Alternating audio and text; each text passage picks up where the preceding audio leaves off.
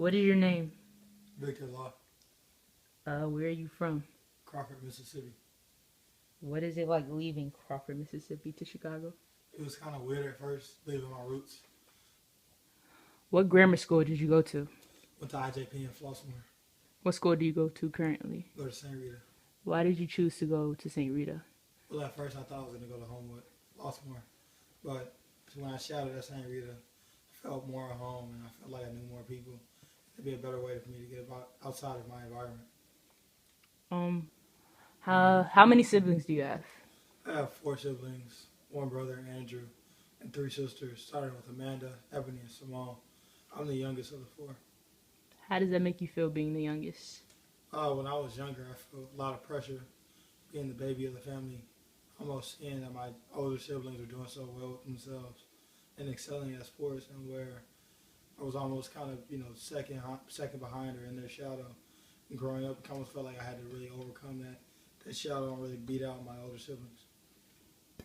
So how did you cope with that? I mean, I don't really know how any other kid would cope with it except just keep trying and trying to do better for themselves. They keep trying to do better. With the help of my parents, they just kept encouraging me and telling me to do better things. I was able to, I realized I beat my sister's shadow, not my other siblings' shadows. I really became the person of my own. Okay, what did you enjoy the most growing up? Playing football and hanging with my siblings. Just the togetherness we had, and the family environment that we created for each other, playing outside and playing games at home. Really spending a lot of time with each other. We really bonded throughout the years. Even though they're older than me, we all felt like we were basically each other's twins, always behind each other, always together. So you play basketball, but football was your passion at first? Yes. I liked both, but my sister was always so much better than me in basketball, so kind of said forget that sport, try to focus on my own thing. And as I got better and better at football, I tended to like it more and enjoy playing it. But I guess my true love ended up being basketball, and I had to go back to it. So how does basketball impact your life? Well, I think it's been the biggest impact in my life today, because without basketball, I don't know where I would be, how many people I would know in my life, or what I'd be doing. Just being an average kid, it doesn't seem like the thing I would really that would interest me. Playing basketball has taken me all over the world, has introduced me to so many new people. I really consider it a blessing to be able to play basketball and play at the level I'm playing at. And what level will you be playing at next year? I'll be going to Northwestern to play basketball and be a Wildcat. Does being a really good and well-known basketball player bother you at all? No, it doesn't, but I think I've done enough in my life to be well-rounded. I think if all I'm known for in my life is basketball, I don't think I've done a good job the rest of my life. I think I've done everything else that I possibly can to do in academics and my people skills and everything else.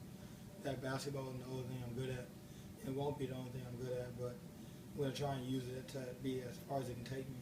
Really, hopefully, it can be a tool later in my life. So how would you say it benefits you, the sport? Well, the obvious reason is I pay for my college, education. It'd be so big in my life. But just the places it's taken me, like Italy and Canada and Rome and things like that, and the people I've met through basketball is just an honor. It's something a regular kid wouldn't be able to do. I'm just blessed to be able to go through it day in and day out, to get the chances I'm able to have and opportunities that I can go through.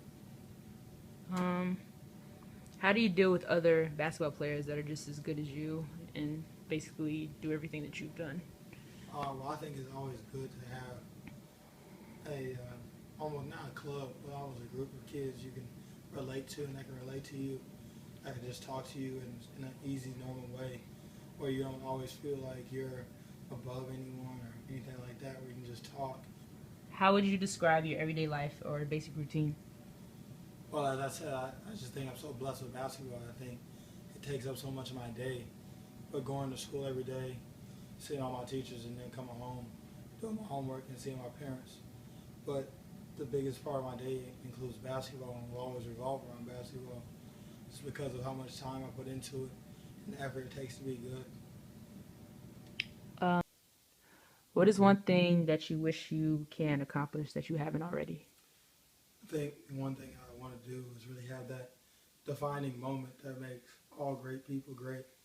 That one moment, Jordan with his game, winning shots, or Barack being the first black president. That one defining moment that can make a person special that you always remember forever. Why do you want that special moment? How would you describe an ordinary person? I think we are all ordinary in the sense that everyone is the same and we are all made the same. I think one separates themselves and become different by their attitude and the way they work. It's the only way you can do that is by your time and the way you hold yourself and carry yourself and the things that you do and how well you want to be at it or how well you want to do it. I think one could be extraordinary, and when they really just come to a point in their life when they just say they want to do something and they know they're going to be great, and when they know they're going to be great, they will do it and they'll succeed at it. So, do you think that people that go through lots of hardships and stuff aren't ordinary, or would they be ordinary too? I believe everyone is ordinary, even through the obstacles that are put in front of them. It's how they get over those obstacles and what they do to get over them. That's what makes them extraordinary and makes them great. Okay, what is your definition of an extraordinary person? An extraordinary person is one that doesn't follow the group and is willing to separate themselves by doing not what they want, but what they need to do to be extraordinary. One that knows that ordinary people can just go through lives day in and day out being all right or just decent.